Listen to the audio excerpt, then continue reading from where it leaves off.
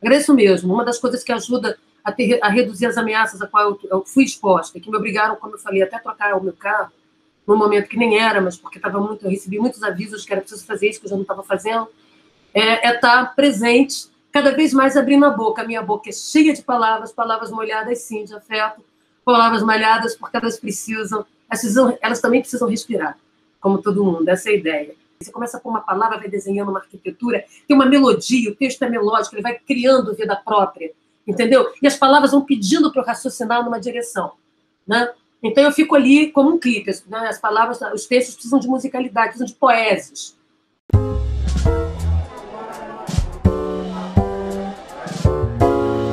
Barraco Filosófico.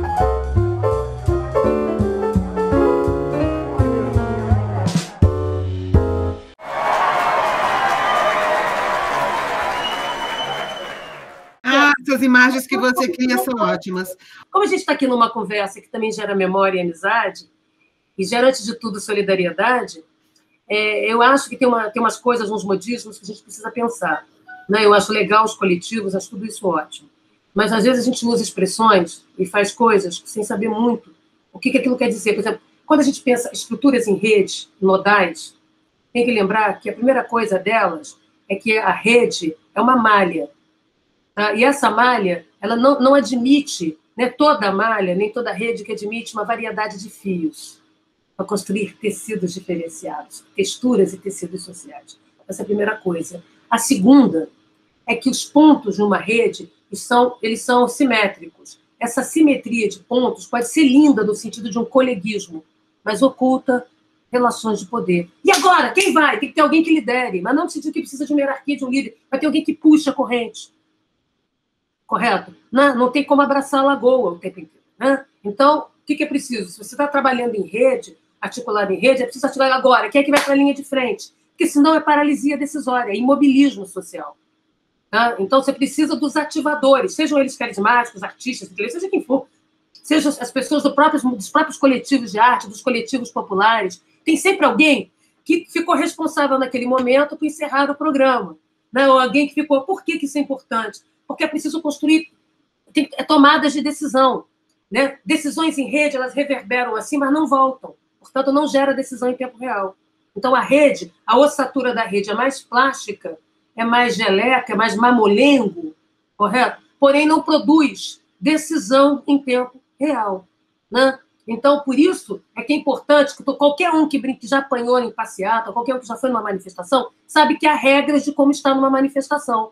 Que roupa você não vai de mini-saia, você não vai de sandália de borracha, você vai correr, vai cair num bueiro. Tem um conjunto de coisas que vão acontecer. Você também precisa seguir uma certa coreografia do grito, aprender aqueles gritos, né? As palavras de ordem, aquilo produz unidade de sentido, produz unidade moral, produz unidade afetiva. Há quem vai na frente puxando, são as pessoas do microfone. Tudo isso, toda essa ritualística, ela é necessária. Há aqueles que a gente precisa ouvir, que são aqueles que a gente vai votar. Isso não quer dizer sequestrar o movimento, capitular o movimento em torno de personalities. Mas é preciso que a gente construa lideranças, ainda que horizontalizadas. Essas lideranças são necessárias para a tomada de decisão. Senão, nós vamos fazer movimento social de um só. Quero que eu vi em Brasília e dizia, isso aqui não dá em nada, é movimento social de um só. É um sujeito com um microfone, entendeu? Com uma Kombi berrando. Ok, incomodava todo mundo. Né? Porque a esplanada dos ministérios produz um vácuo, né? Tem uma sonoridade muito alta. Por isso que a cigarra lá ensurdece todo mundo quando é cigarro, por causa da sonoridade que corre. Por isso que buzinar, né? Tudo isso. Porém, não muda a realidade. Né? Então, mesmo que seja um sujeito gritando, a gente precisa do coletivo, do abraço. A gente precisa do abraço. Precisa segurar na mão, mesmo que com álcool em gel. Né? Defender as minhas causas lá, acadêmicas, científicas, é moleza, é a minha causa. O legal mesmo é defender a dos outros. Entendeu? Porque eu sei que a maior parte da juventude da periferia não poderá estar lá, não tem dinheiro para estar. E se tiver, não tem como voltar. Né? Então, o meu custo para ir na manifestação é menor. Então, que eu esteja lá quando for necessário. Né? Que eu fale junto com as pessoas, mas não para sequestrá-las, não para ser migrador de voto. Não é isso que nós somos. Nós somos animadores desse mundo. Nós somos pessoas que estamos ali para entregar ferramentas, para ajudar as pessoas a construírem. Né? E ajudá-las quando elas não conseguem construir. É para isso que nós estamos aqui também. Então, uma intelectualidade vazia em si aquela que fica em mesa de bar batendo papo, você não come ninguém assim, você não beija na boca de ninguém, é um saco. Sujeito te dando aula de filosofia na birosca, não é mole não, hein? Não dá para aguentar. O sujeito dando aula de teoria política, explicando Marx para você, você enchendo a cara, que aliás tem um bar que eu adoro ali na Vila Madalena, que você senta no chão, é um armazém cheio de disco, eu fico sentada no chão tomando cerveja na calçada. Eu quero lá alguém me dando tratado de Tordesilhas, reflexivo. Ah, pelo amor de Deus, é igual você sair de um cinema, a pessoa dá de cara com você, acha que você é intelectual, até sou, aí você acabou de ver um filme do Godard, a pessoa assim, e aí, o que você acha? A nível do feminismo, o quê? Foi meu filho, cinema é a maior diversão. Eu vim aqui para me alienar. Entendeu? Se eu tivesse o monopólio da reflexão sobre as mulheres, eu não estava aqui. Quer dizer, eu estou brincando, mas é para dizer que a gente precisa também rir. Né? O microcosmos é que muda. É a relação direta com o vizinho, é a relação com o conhecido. Né? É nesse momento que essas dimensões cotidianas têm que se deixarem de ser tirânicas. Né? E o discurso libertário voltar para nós. Mas volta para nós como? Não nesse processo emancipatório de abrir mão do Estado e abrir mão da sociedade, né? Mas de reconstruir as redes sociais, né? E reconhecer as forças vivas. Né? Eu acho que nem todo mundo precisa ser doutor no mundo, mas não por uma questão elitista. Você pode dar certo de outras formas na vida. Doutor é chatice. Imagina, você fica de curinha espinha, ficando ninguém beija. Doutor dá trabalho, né? Não é luxo, é trabalho. Você fica feio fazendo tese, você fica com um olheiro, um urso panda. Eu virei aqui escrevendo pilhas de artigos, que uns 14 artigos. A pessoa está horrorosa. Eu não estou usando as minhas roupas fashion que eu queria usar. Entendeu? Que saco! É claro que eu fiquei feliz com a minha tese, com os meus artigos. Mas isso é trabalho, é serviço invisível, fichar coisa, ler coisa, escrever coisa, entendeu? Ah, trabalhei. E aí a pessoa que está aqui chega para você e fala assim, você está escrevendo. Um dia criativo são 3 páginas originais. Quando eu estou muito trabalhada na criatividade, incorporada com o espírito acadêmico, criativo, sei lá o quê, tem que ser incorporação. Eu escrevo 4 páginas originais que ficam de pé, porque eu leio alto, elas são para serem lidas. Eu gosto de coisa, palavras, porque as palavras chamam você. Você começa com uma palavra, vai desenhando uma arquitetura, tem uma melodia, o texto é melódico, ele vai criando vida própria, entendeu? E as palavras vão pedindo para eu raciocinar numa direção, né? Então eu fico ali como um clipe, né? As palavras, os textos precisam de musicalidade, precisam de poesias, entendeu? Esse negócio de ficar com uma realidade nua e crua, a verdade é nua e crua, feia. Ah, não merece, ninguém merece isso. Mas aí o sujeito chega aqui, você está aqui, eu estou aqui trancada, né? Eu estou igual a Conga, aquela mulher macaca, sabe a Monga, Conga, que vira macaca e sai correndo no parque? Eu sou aquilo, trancada aqui nas jaulas acadêmicas do mundo da Covid. E aí o sujeito chega para você aqui e fala assim, ei, vamos comer? Tomar cervejinha? Você fala, daqui a pouquinho, olha assim, nossa, você só escreveu isso? Parece que você vive de post, entendeu? Cara, meu filho, 4 páginas que ficam de pé, bem citadas, organizadas, exige mudar a palavra, abrir o dicionário para não ser o javanês, entendeu? Para não ser aquela coisa... Não, eu acho que 4 páginas em 4 horas é muito. É muito. Pode ser menos, né? É muito. 4 horas de trabalho, que significa que você teve 12 horas antes fichando, procurando a citação, catando não sei o que você não sabe onde colocou, que você precisa pôr ali. Não é trivial. É um trabalho braçal, é um trabalho igual arrumar a cozinha, fazer faxina, tudo isso. Perfeito. Que é invisível. Aqui no Brasil, o sujeito chega para você e fala assim, não, passei o final de semana escrevendo com essa voz, né, de jazz, de high society, de Elis Regina, escrevendo um artigo. Eu olho para ele e falo assim, quantas horas? Ele fala, gastei... sábado e domingo. Eu falei, então não é original, você está repetindo, requentando coisas. Porque um artigo original demora 60 horas para ficar de pé.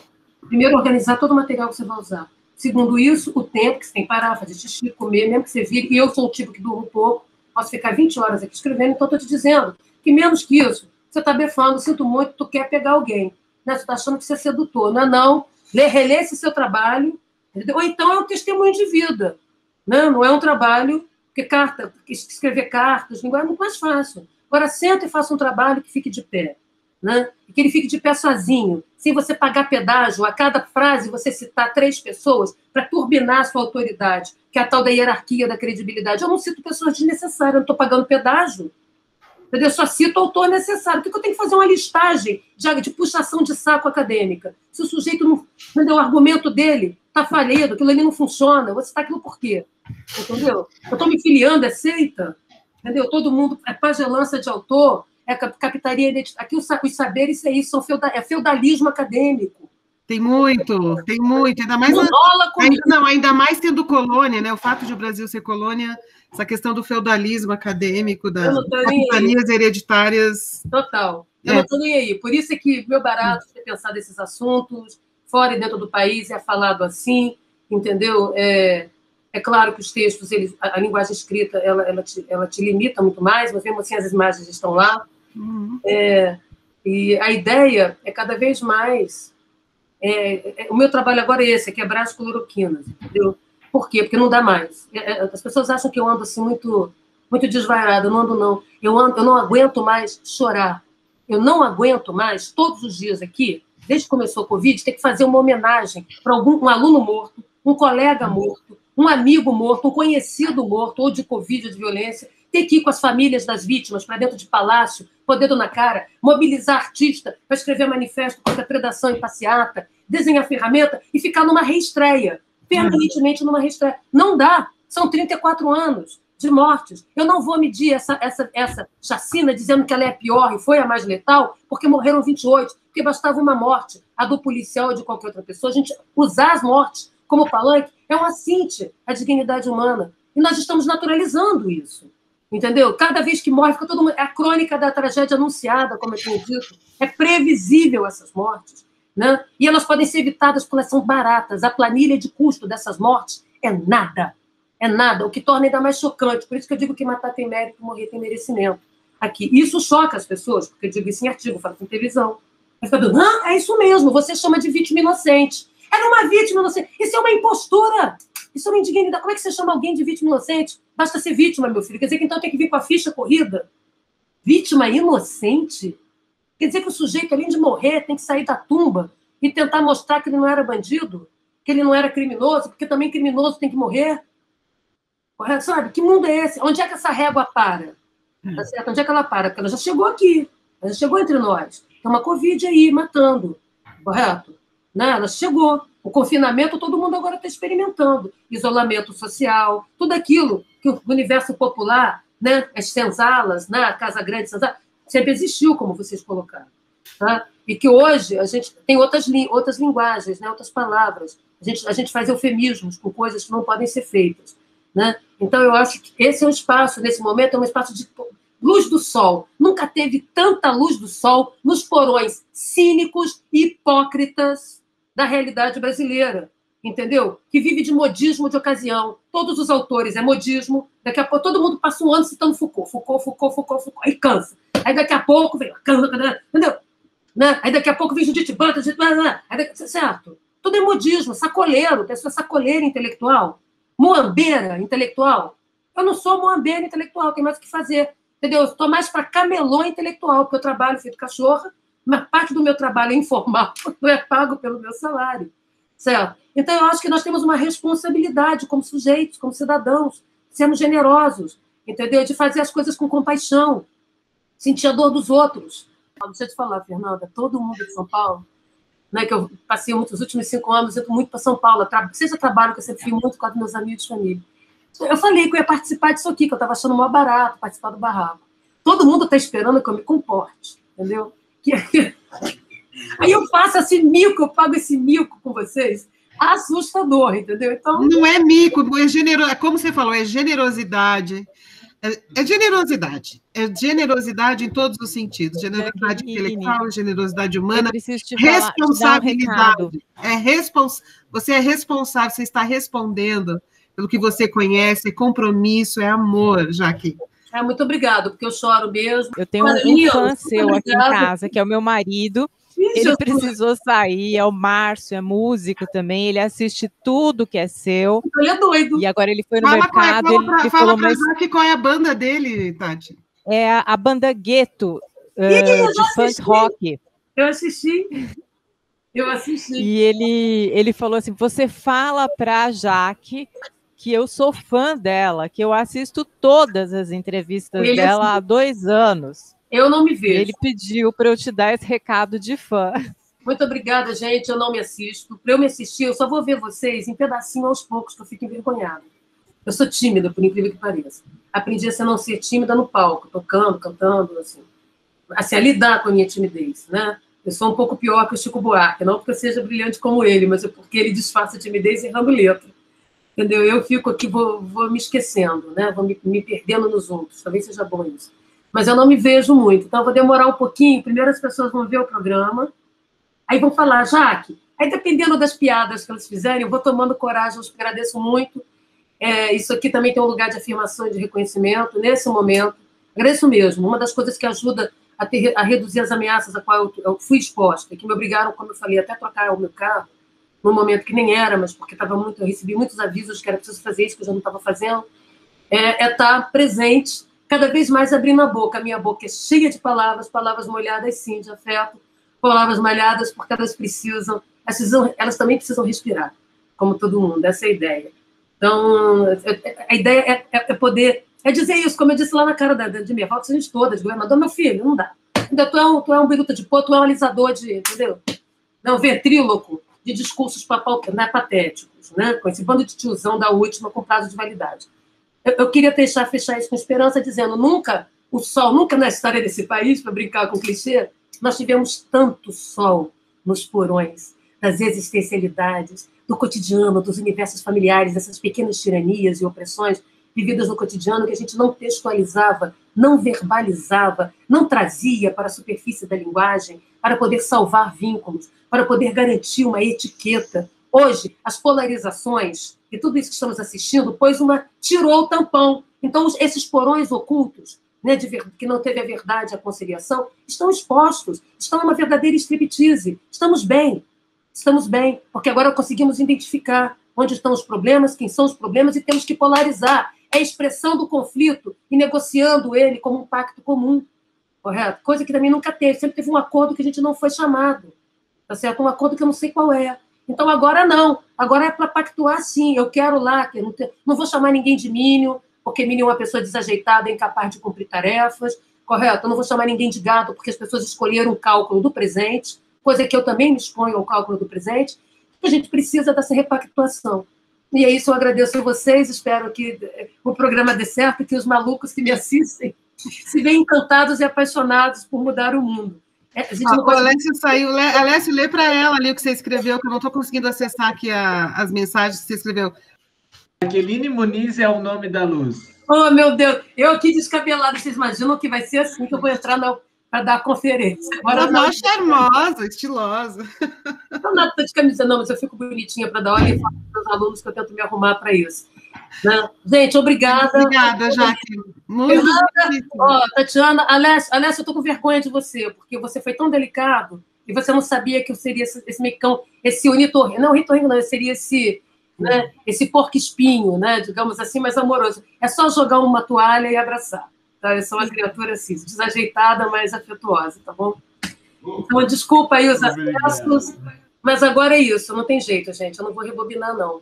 Eu tenho que seguir assim, eu tenho que seguir animando. A Siga assim. Do Corinthians não dá mais, nenhuma morte a mais. Vidas de mais, mortes de menos. Siga assim, siga assim. Tchau, gente. Beijo, obrigada. Boa noite para você e boa aula agora.